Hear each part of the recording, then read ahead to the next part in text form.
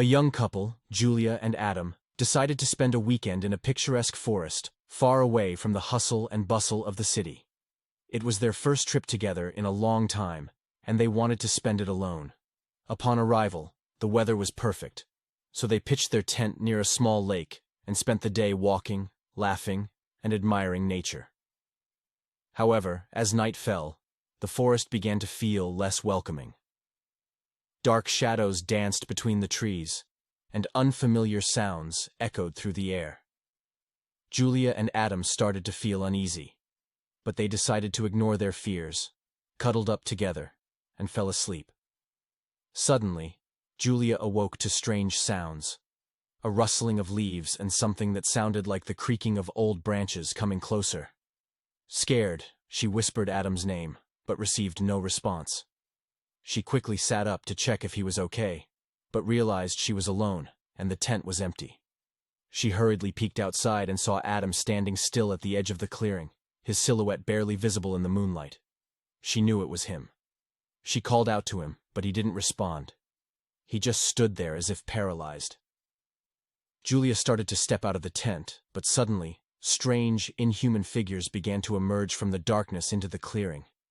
As the dim moonlight revealed the figures, Julia saw them in their full form.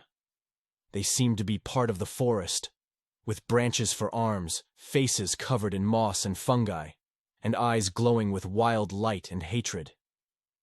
The young girl watched in horror as the creatures surrounded Adam, who still stood motionless. She thought she saw him crying, but wondered why he wasn't moving. "Run," she thought. And then, one of the creatures raised its large, branch-like arm and thrust it into Adam's chest. He remained silent, but that wasn't the end. The monster lifted him up, grabbed his legs, and tore him in half, drenching itself in his blood and entrails. This sight paralyzed Julia, and she felt the gaze of the other creatures on her. She knew she should run, but her legs refused to move. Was it fear, or was it the creature's influence on her? It didn't matter now, she thought. She couldn't move, and they were approaching slowly.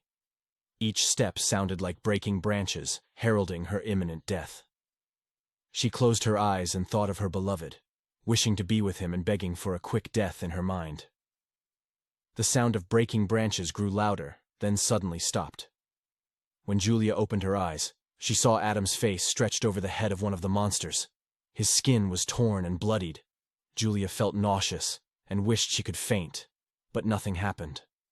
The figure moved closer, trying to kiss her with Adam's torn face.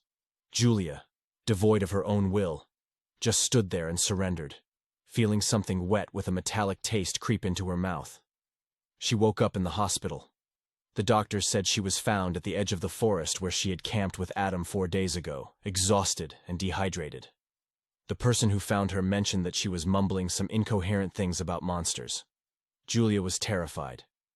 After a few hours, the police arrived, and Julia told them everything up to the moment she woke up there. The officers took her statement and said they would do their best to search the area and find her boyfriend. After 3 days of searching, the police and volunteers gave up their efforts and announced the end of the search. Julia had been discharged from the hospital and returned to her parents for a while.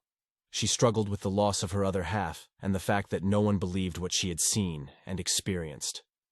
Everyone assumed it was the delusions of someone lost in the forest, deprived of food and water, having hallucinations. 2 weeks later, Julia returned to her apartment. But she no longer felt the loss of Adam or the fear that had accompanied her after the events in the forest. These feelings quickly faded. She was surprised by this turn of events herself, but it all had to do with the fact that she began to understand those creatures. She knew what they wanted and knew that what they offered her was a gift, becoming like them. So why not share it, Julia thought, covering the moss growing on her stomach with her blouse. Please, if you listened, leave a like and subscribe. Remember that every comment will help me improve the story.